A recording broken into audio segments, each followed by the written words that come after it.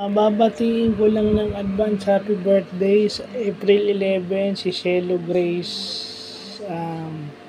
Magkamit Abelgalosa. So, Shelo, napadaan lang para bumati ng happy birthday kasi alam ko next week pa ata yung birthday mo. Tama, next week, no? April 11. So, baka makalimutan ko. So, hanggat naalala ko pa, magbabati na ako ng maaga. So, happy birthday, more birthdays to come.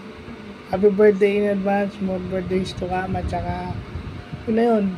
Sana yung contentment at pagiging masaya mo as a parent and as a wife, magtuloy-tuloy. At sana, kung ano man yung trabaho mo ngayon o ginagawa mo ngayon, magdulot sa'yo ng inspirasyon para mag-grow, di ba?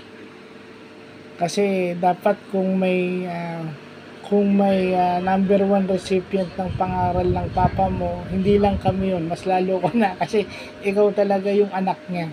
So kayong dalawa ni Ivan yung dapat nagsasabuhay unang-una nung mga pangaral niya. So happy birthday in advance and God bless.